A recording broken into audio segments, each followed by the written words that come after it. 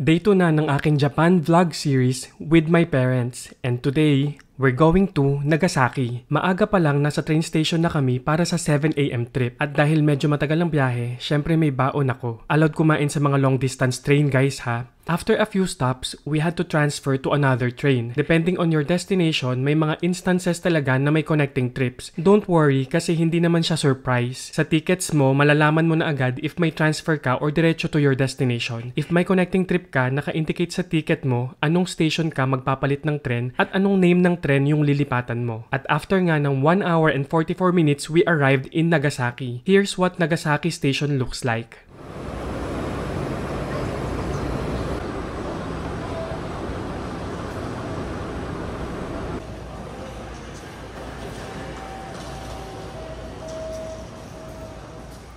Dumaan ako sa Tourist Information Center to buy Tourist Day Pass, which gives us unlimited tram ride. Dito sa Nagasaki, ang main mode of transportation is tram, and most of tourist spots ay may malapit na tram station, kaya sulit na bumili ka nito. Una namin pinuntahan ang Peace Park. Isa itong park complex commemorating the atomic bombing of the city in 1945 during World War II. In this complex, you can also see the Hypocenter Park, which is the exact location of the atomic bombing explosion.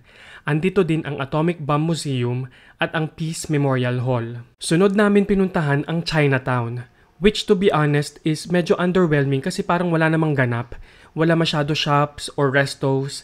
Not sure if ganun talaga siya or may tamang oras ba dapat ng punta dito. But here, we decided to have lunch sa isang Chinese restaurant kasi may aircon. Sobrang init guys. And luckily, masarap naman ang food nila. We had dim sums, dumplings, sweet and sour pork, braised spare ribs, and stir-fried bok choy. After namin mag-lunch, nag-picture-picture lang kami doon tapos nag-dessert ng ice cream. Sunod namin pinuntahan ang Oura Church, or also known as Basilica of the 26 Martyrs. This church is built on a hill called Nijisaka Hill.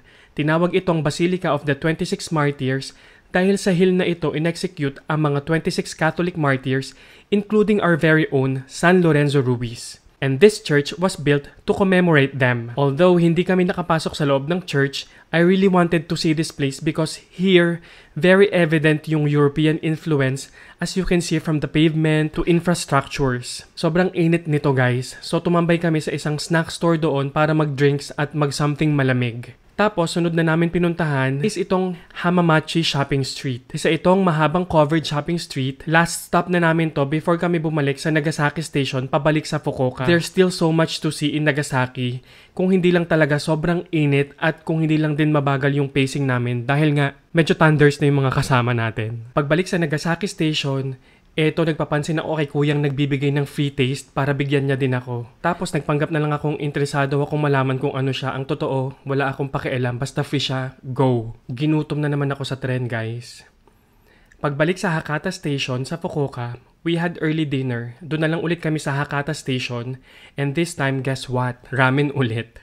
Nakita namin ang resto na to na puno ng tao kaya ito ang napili namin. Hakata Ramen is one of the most famous ramen in Japan and dito yan sa Fukuoka nag-originate. Kaya naman nararapat lang na subukan natin siya. Masarap naman, rich broth but not as rich as yung mga ramen natin dito sa Pilipinas, pero still flavorful.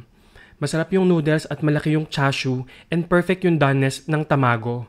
Umorder din ako ng gyoza na, to be honest, underwhelming kasi ang liit, ang cute nila, pero masarap naman. Pagkakain, umuwi na kami at doon nagtapos ang gabi namin. Sa susunod na vlog, outside Fukuoka pa din, samahan nyo kami i-explore ang Kumamoto.